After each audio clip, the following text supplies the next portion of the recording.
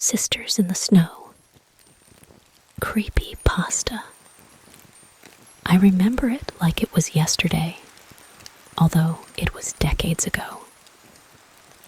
My sister and I had been fighting again, like we did so often, like I suspect most sisters do at that age. This fight got more heated than usual. I screamed in obscenity at my sister before turning to storm out of the room, but then my neck suddenly whipped back painfully, and I realized she was yanking my hair. In pain and shock, I spun around and slapped her hard across the face. We didn't often get physical, but when we did, we didn't mess around. I don't know where it would have ended up, how far the violence would have escalated, but suddenly, there was Nono. That was what we called my grandmother, on my dad's side.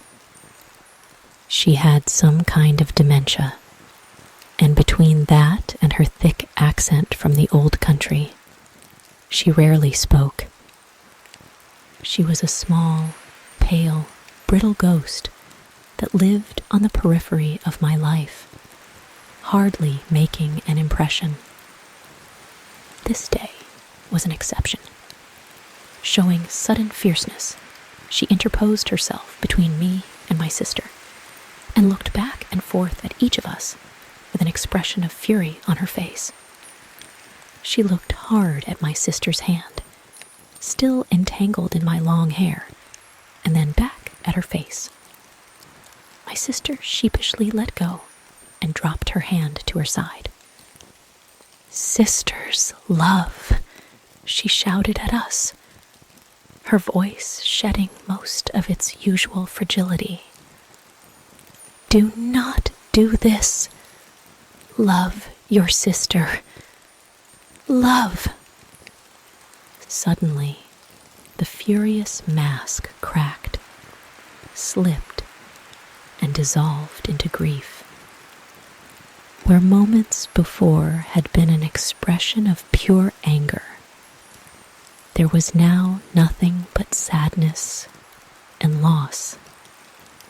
She clasped her small, wrinkled hands over her mouth, but I could see her pale, grayish-brown eyes well with tears. Without another word, she turned and hurried out of the room as quickly as her arthritic legs would take her, while her shoulders quivered with silent sobs.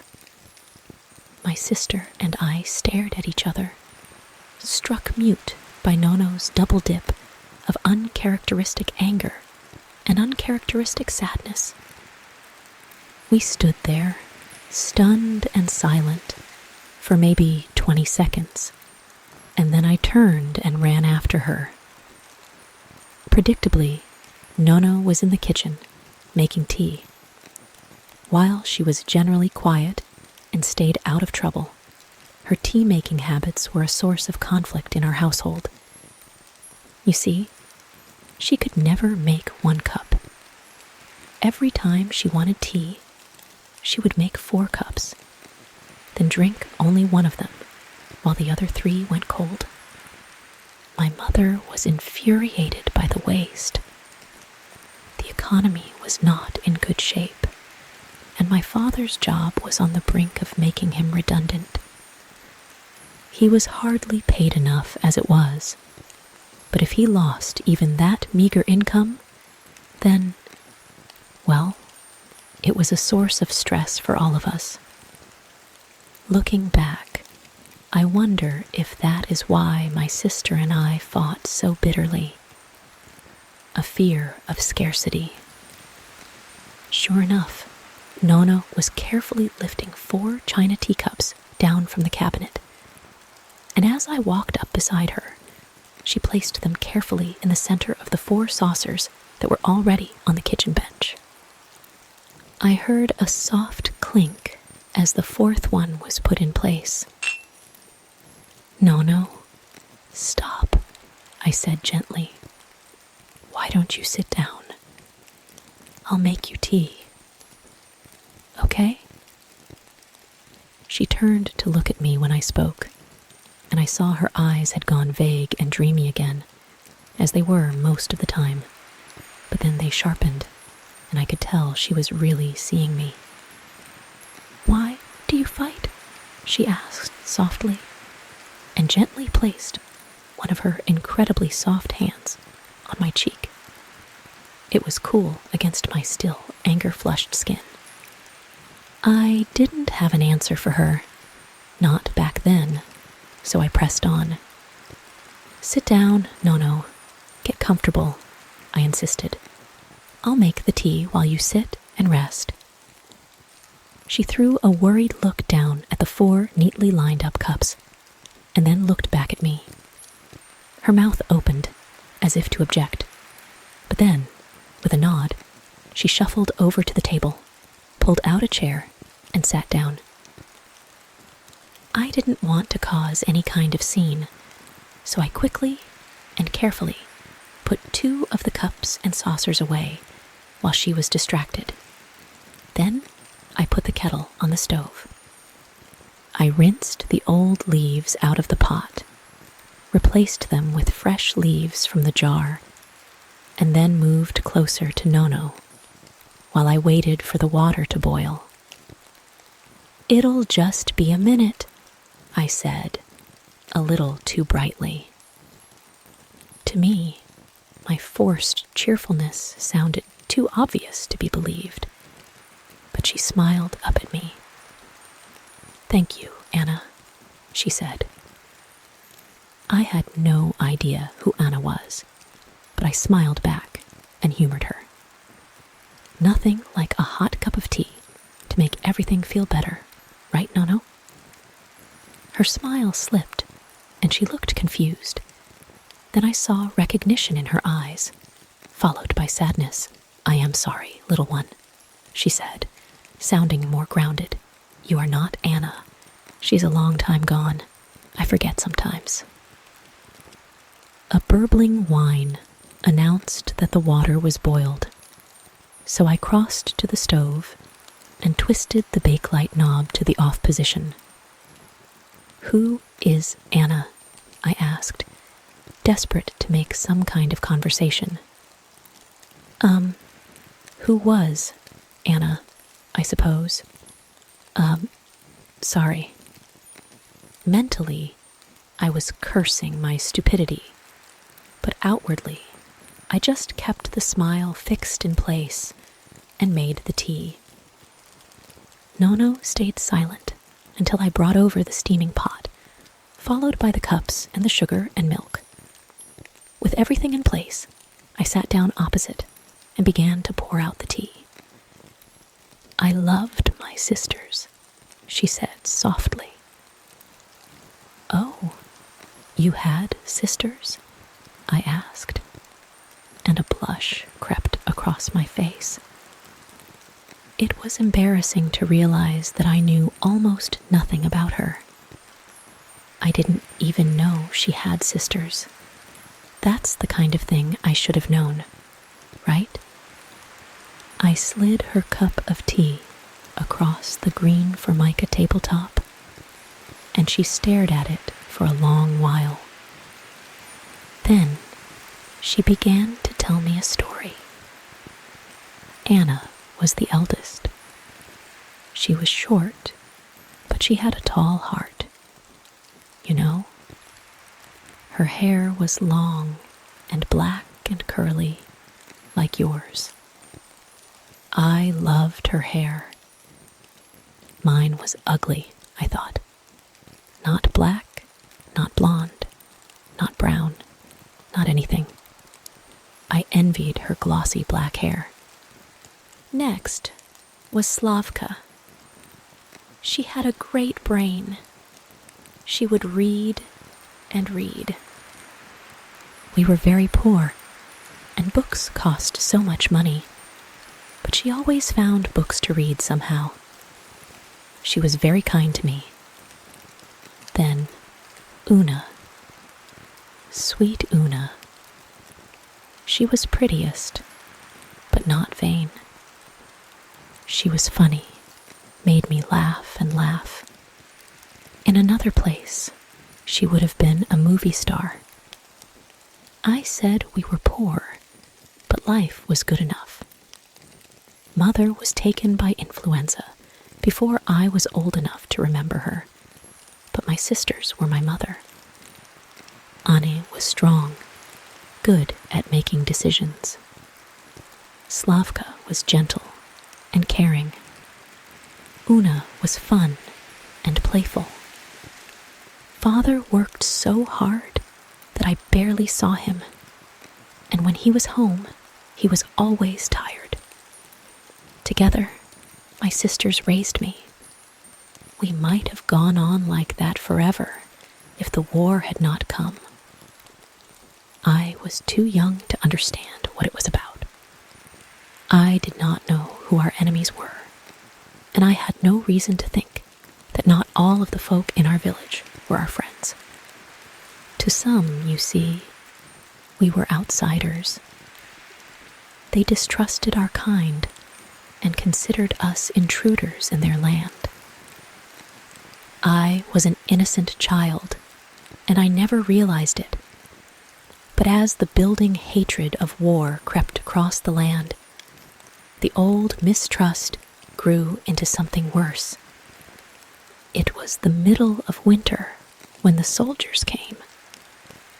Late one night, Anna woke me, telling me I must be quiet. I heard a murmuring outside, growing louder as I gathered with my sisters in our small kitchen, cold and dark that winter night.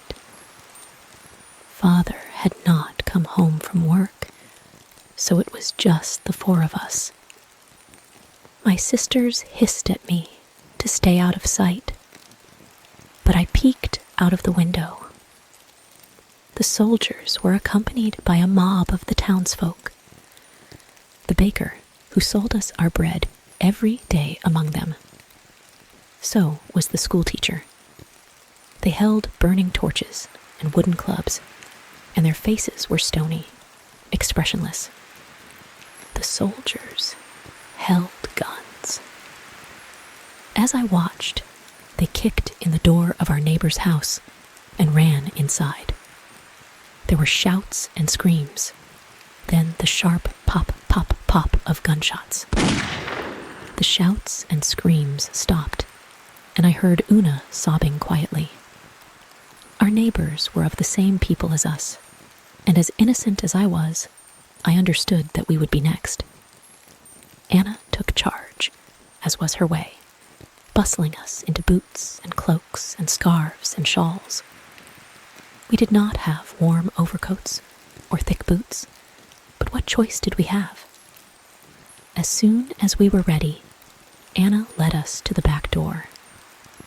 The noise of the mob had gotten louder, and as she lifted the latch as quietly as she could, we heard a banging on the front door.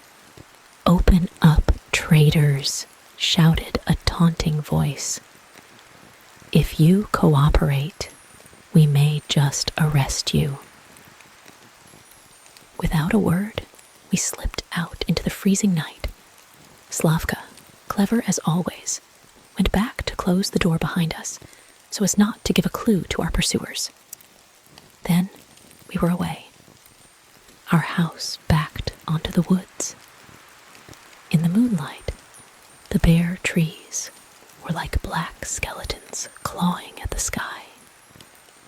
The moon was almost full, making the fallen snow glow a ghostly pale blue. Anna led, crunching a path for our little feet through the crunchy snow. Then Una and me and Slavka came behind. I realized we were heading to Auntie's house. Auntie was once married to my father's older brother, a woodcutter, but he was crushed by a falling tree before they had any children, many years before I was born. As long as I had known her, she had lived alone in a small shack in the woods. Children in our town whispered that she was a witch, but to me, she was just Auntie. The snow crackled and squeaked as we ran. and within minutes, my poor tiny feet were numb. My battered hand-me-down shoes were barely adequate to carry me to market and back. In the snow, I was little better than barefoot. I whined to Anna to give me a piggyback, but she shushed me. I was going to complain again, but then I heard it. Voices behind us, shouting. Anna tried to increase our speed, but I was slowing the rest of them down. The voices were getting louder, and when I looked back, could see a faint orange glow from their torches. It was clever Slavka, who realized they were following our fresh footprints. There was no way we could hide our trail, so she suggested we split up. In a small clearing, she suggested that Anna should take me straight to Auntie, but she and Una should go in 2 different directions and confuse the mob that was chasing us. In the moonlight, I could see that Anna was unsure, but time was short, and she quickly nodded. Run around in circles, she instructed the other 2. Don't give them a clear trail. Get to Auntie's as quickly as you can after that. Una dashed off to our left. Her golden curls turned silvery by the moon. I heard Anna whisper, "Please, be careful." Moments later, Slavka was gone as well, heading right. The cold in my feet could not compare to the icy feeling in my heart as my sisters disappeared into that frosty night. Soon they were lost to my sight, and the sound of their feet swishing through the snow was swallowed up by the trees. Anna turned to me and asked if I still wanted a piggyback. I nodded enthusiastically, and she knelt down to let me clamber aboard. Then we were away. As I was bounced along, I sank my face into Anna's black ringlets and tried to ignore the sounds of pursuit behind us. I don't know how long she ran. Endless trees slowly crept behind us, each of them looking the same. None of our surroundings looked familiar, and I hoped Anna remembered the way.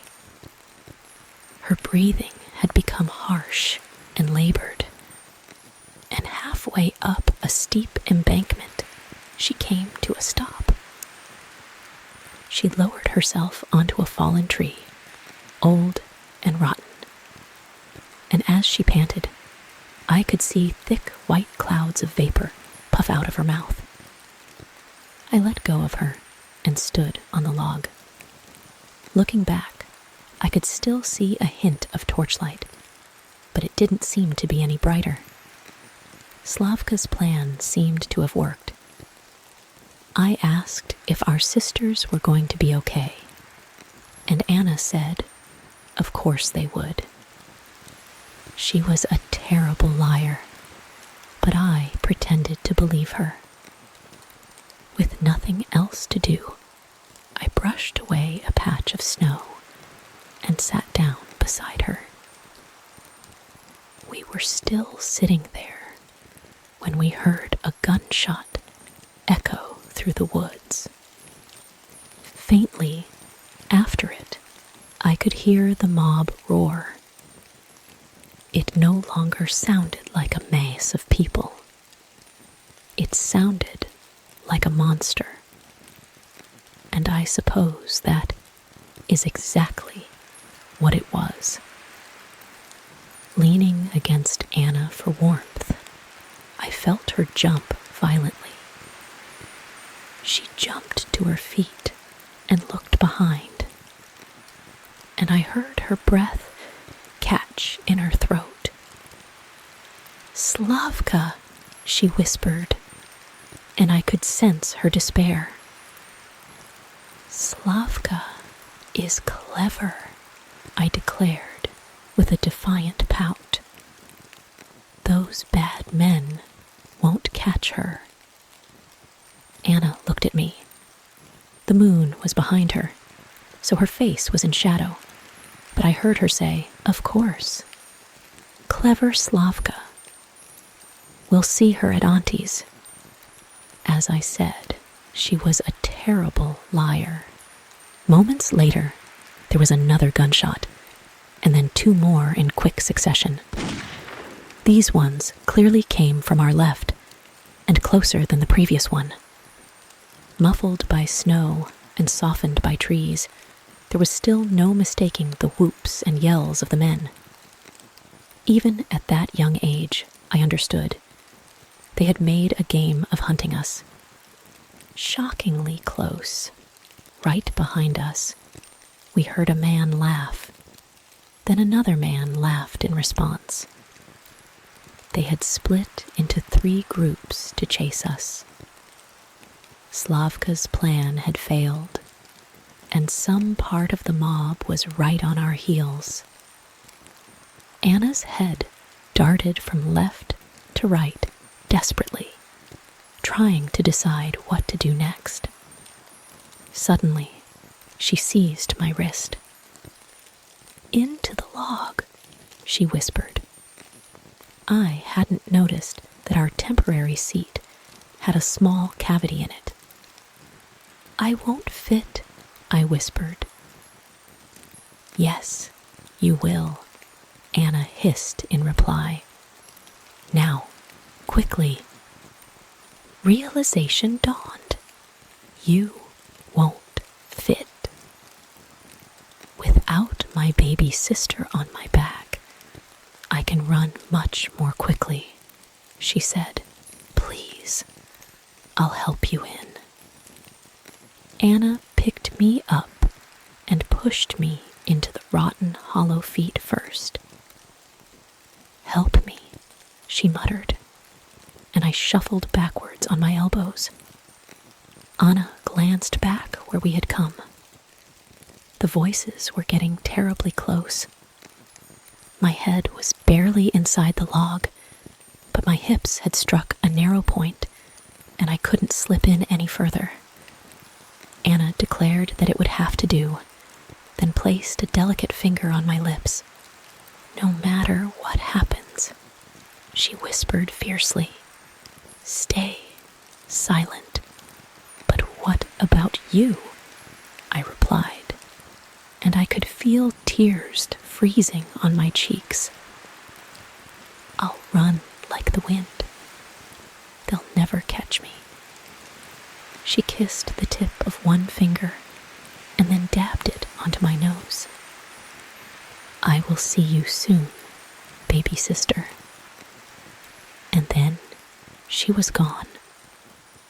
I wept silently. As I said, she was a terrible liar. Her footsteps crunched in the virgin snow as she hurried away, and soon the sound was lost in the trees. I started to get very cold, and my little teeth began chattering. I didn't hear the men approach. They must have been trained soldiers, because they moved quietly and without lights. The first I knew of them was when the log rocked gently, and I heard a soft crunch of snow. I stuffed 2 fingers into my mouth, terrified that the sound of my teeth chattering together would give me away. There was conversation, but I cannot repeat it. They talked about what they would like to do if they caught a girl. I did not understand the words they used.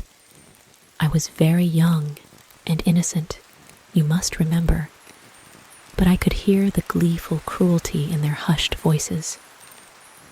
They sat only for a moment, catching their breath.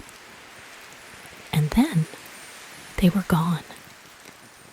I could barely hear them go, walking as they were in the trail Anna had made through the snow. Time passed. I did not hear any gunshots. At one point, I thought I may have heard a scream, but it was very faint, so I could not be sure. Strange as it may seem, I think I slept. Much later, I heard somebody say my name. I tried to listen, but thinking was very hard. I think now that I must have been on the brink of freezing to death, because it was very difficult to focus on whoever was speaking to me.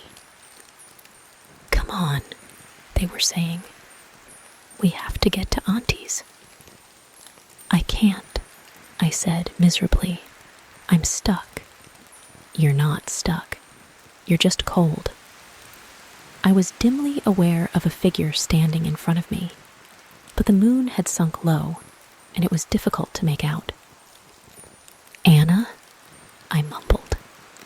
"Of course," she replied. "I told you I'd come back." A small spark of hope bloomed in my little mind, and I actually tried to move. The rotten wood was tight around me, but I could feel it loosening. "Come on, we have to go." Anna turned and started to walk away, and I thought she was going to leave me again. I found my strength then. Wriggling like a worm, I got my arms free, and then it was easy to push the rest of me out. My joints were aching as I stood and looked around. Nobody was there. "This way, silly." Anna's soft voice came from up the embankment, and I saw her silhouette. I stumbled through the snow towards her and asked for another piggyback. "Not now, little one. You have to use your own feet." The second part of my flight to Auntie's house was much harder. The snow seemed deeper and harder, and of course, I had to walk the whole way myself. Soon, my little legs were spent, and I sank to my knees in the snow. "I know you're tired," said a gentle voice, "but you have to keep going." Somehow, I jumped to my feet. "Slavka?" The moon had almost vanished, and it was becoming very dark, but I could see her standing in the snow a short distance away. I thought, the bad men. I trailed off. I did not have the words. "You are so close to Auntie's now," she said, her voice full of love and kindness. "Just a little further, and you'll be there. And Auntie will make you a hot bowl of oats with dried apples." With her encouragement, I somehow got to my feet and stumbled onward. I called out to Anna, but she did not reply, and neither did Slavka. Dimly, I wondered where they were, but most of my attention was focused on the task of putting one foot in front of the other. I had no idea where I was going, but I tried to walk in the direction I had last heard Anna's voice. I trudged for what seemed like hours, and then I heard a voice to my right. "Wrong way," it said. I looked, and even though it was very dark, I could see someone walking away into the trees. They had long, curly hair, the color of steel in this dim light, but which would probably have been golden in daylight. "Una," I called. She didn't turn, but simply said, "Follow me to Auntie's." So I did. Like a ship following the beam of a lighthouse, I trudged miserably through that bitterly cold forest, following the beacon of Una's golden hair. And then, just like that, I arrived. Amber lantern light spilled from a small window, and silhouetted against the graying pre-dawn sky, I recognized the humped shape of Auntie's little cottage. "We're here," I cried happily, and turned to look for my sisters. In the golden light from the window, I could see them standing at the edge of the woods, all three of them holding hands. "Come on," I shouted. "Let's eat porridge." I realized that a fourth, taller figure was standing behind my sisters. I took a few steps closer and saw that it was a woman. I did not know her, but she seemed familiar. Her kind eyes looked like Slavka's, and the corners of her mouth were crinkled with laughter lines, reminding me of Una. The protective way she put her arms around my sisters was uncannily like Anna's. She said nothing, but gave me one long, sad look before leading my sisters back into the forest. From behind, I could see her hair. It was no color, not black, not blonde, not brown, not anything. It was beautiful. Nono went silent, and I realized her story was over. Numbly, I reached for the pot to pour more tea, but found it empty. Without a word, I rose and rinsed out the leaves, then refilled the kettle and put it back on the stove. I stood in silence while it came to the boil, and then made a fresh pot of tea. I placed the tea on the table and then returned to the cabinet. Delicately, I set out 3 additional clean saucers, then set a cup in each one. Lifting the pot, I filled each cup in turn, and then Nono's, and finally mine. We drank our tea in silence. There was nothing more to say.